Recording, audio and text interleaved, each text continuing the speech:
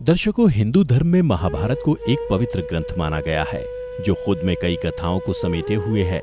वैसे तो महाभारत के बारे में अधिकतर लोग यही सोचते हैं कि इस ग्रंथ में पांडवों और कौरवों के जन्म से लेकर और उनके बीच धर्म क्षेत्र कुरुक्षेत्र में लड़े गए युद्ध का वर्णन किया गया है, परंतु ऐसा नहीं है। इसमें इनसे पहले का भी ऐसी कई कथाओं के बारे में वर्णन किया गया है जिसके बारे में कम ही लोग जानते हैं। आज के इस एपिसोड में हम आपको बताएंगे कि आखिर देवी गंगा अपने ही पुत्र को क्यों नदी में बहा देती थीं। नमस्कार दर्शकों, द डिवाइन टेल्स पर आपका स्वागत है। महाभारत में वर्णित कथा के अनुसार एक समय में हस्तिनापुर के राजा महाराज शांतनु हुआ करते थे। एक दिन की बात है कि वह रोज की तरह हस्तिनापुर के महल से शिकार करने को निकले और जब वो गंगा नदी के किनारे पर पहुंचे तो उन्होंने देखा कि एक सुंदर स्त्री नदी किनारे अकेले बैठी हुई है। फिर उन्होंने अपने सारथी से रथ रोकने को कहा और वो रथ से उतरकर उस सुंदर स्त्री के पास गए और उस सुंदर स्त्री का रूप देखकर मोहित हो गए। उन्होंने उस स्त्री के सामने विवाह करने का प्रस्ताव रखा। यह प्रस्ताव सुन गंगा ने कहा, मैं आपसे विवाह करने के लिए तैयार हूँ, पर मेरी एक शर्त है। मुझे तुम्हारी हर शर्त मंजूर है।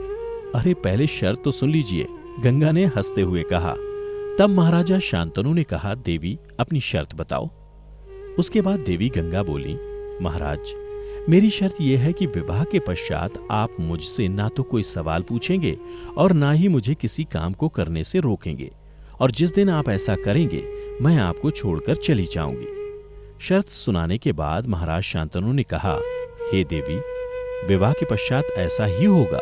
फिर हस्तिनापुर नरेश महाराज शांतनु और देवी गंगा का विवाह संपन्न हुआ। देवी गंगा से विवाह के पश्चात महाराज शांतनु बड़े ही खुश रहा करते थे।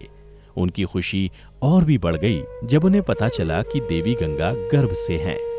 फिर वो दिन भी आया जब एक दासी ने उन्हें यह समाचार दिया कि महारानी गंगा ने एक पुत्र को जन्म दिया है। यह समाचार सुन महाराज शांतनु की खुशी का ठिकाना न रहा और वह अपने कक्ष से निकलकर देवी गंगा के कक्ष की ओर निकल पड़े।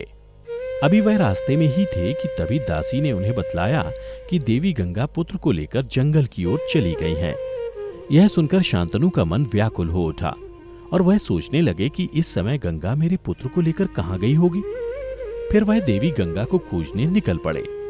खोजते खोजते जब वह गंगा नदी के तट पर पहुंचे तो उन्होंने देखा कि गंगा उनके पुत्र को नदी में बहा रही हैं। यह देख वह देवी गंगा को रोकने आगे बढ़े, लेकिन तभी उन्हें विवाह से पूर्व गंगा द्वारा दी गई शर्त का स्मरण हो आया, जिस कारणवश वह वहीं रुक गए और अपनी आंखों के सामने अपने पुत्र को मरता हुआ देखते रहे। फिर भारी मन से वह अपने महल की ओर लौट आए। कुछ समय बाद देवी गंगा भी हस्तिनापुर के महल में लौट आईं, परंतु हस्तिनापुर नरेश का उनसे कुछ भी पूछने का साहस नहीं हुआ। उस दिन के बाद महाराज अंदर से दुखी रहने लगे। फिर कुछ महीनों के बाद देवी गंगा ने शांतनु के दूसरे पुत्र को जन्म दिया और इस बार भी दासी ने उन्हें आकर बताया कि महारानी फिर से अपने पुत्र को लेकर जंगल की ओर गई हैं। यह सुनकर महाराज शांतनु देवी गंगा के पीछे पीछे चल पड़े। गंगा नदी के तट पर पहुंचकर उन्होंने देखा कि पहली बार की भांति इस बार भी देवी गंगा ने अपने पुत्र को गंगा के जल में अर्पित कर दिया। यह देख उनका दिल बैठ गया और मन ही मन वह सोचने लगे कि कितनी क्रूर माँ है जो अपने ही पुत्र को जन्म लेते ही नदी में बहा देती है। फिर उन्होंने देवी गंगा से इसका कारण पूछना चाहा, लेकिन इस बार भी वो अपने वचन के कारण उनसे कुछ भी ना पूछ सके। ऐसे ही दिन गुजरते गए और वह अपने तीसरे, चौथे, पांचवें, छठे और सातवें पुत्र को अपनी आंखों के सामने गंगा नदी में बहता देखते रहे, पर कुछ कर नहीं पाते।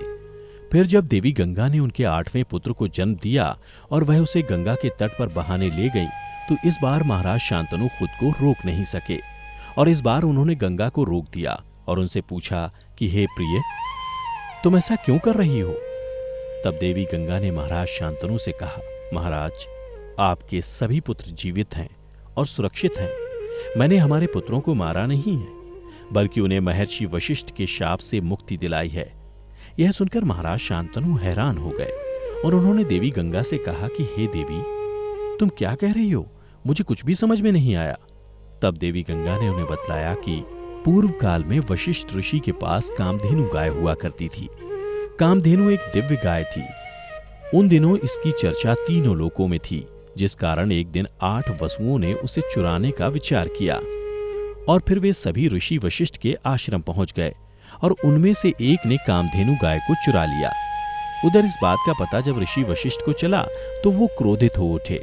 क्रोध में उन्होंने वसुओं से कहा कि गाय चुराना तो मनुष्यों का स्वभाव माना जाता है, परंतु तुम लोग ने वसु होकर भी मनुष्य जैसी हरकत की है, इसलिए मैं तुम्हें शाप देता हूं कि तुम सब मनुष्य योनि में जन्म लोगे। यह सुन 8 वसु डर गए और उन्होंने वशिष्ठ ऋषि से कहा, महर्षि हमसे गलती हो गई, हम सभी को क्षमा कर दें। उसके बाद काफी देर तक सारे वसु महर्षि से विनती करते रहे। तब जाकर ऋषि का मन पिघल गया और उन्होंने वसुओं से कहा, मैं तो अपना दिया हुआ शाप वापस नहीं ले सकता, लेकिन मैं ये वरदान देता हूं कि तुम्हारा मनुष्य रूप में जन्म होते ही तुम्हें मुक्ति मिलेगी, लेकिन तुम में से एक को अपने पापों का प्रायश्चित करने के लिए लंबे समय तक मनुष्य रूप में पृथ्वी लोक पर रहना पड़ेगा। उसके बाद ऋषि की बातें सुनकर वे सभी मेरे पास आए और उन्होंने मुझसे विनती की कि मैं उनकी मां होना स्वीकार करूं और उन्हें मनुष्य के जन्म से मुक्ति दिलाऊं। उनकी प्रार्थना सुनकर मैं उनकी मां बनने के लिए तैयार हो गई और वही 8 वसु ने हमारे पुत्र के रूप में जन्म लिया, जिसमें 7 को मैंने मुक्ति दिला दी, लेकिन ये 8वां वसु ऋषि के शाप के कारण मुक्त नहीं हो सका। इसे अपनी मुक्ति के लिए लंबे समय तक इस मृत्युलोक में रहना होगा। परंतु महाराज, मैं अपनी शर्त के अनुसार अब वापस जा रही हूँ और आपके इस पुत्र को भी अपने साथ ले जा रही हूँ और समय आने पर मैं आपका ये पुत्र आपको लौटा दूंगी। इतना कहकर देवी गंगा अपने उस 8वें पुत्र के साथ गंगा नदी में विलीन हो गईं। उसके बाद हस्तिनापुर नरेश शांतनु अपने महल लौट आए और भारी मन से राज्य करने लगे। कई साल बाद जब एक दिन महाराज शांतनु गंगा किनारे घूम रहे थे, उन्होंने देखा कि एक युवा ने अपने तीरों से गंगा नदी के बहाव को रोक दिया है, जिस कारण गंगा नदी का पानी सूखने लगा।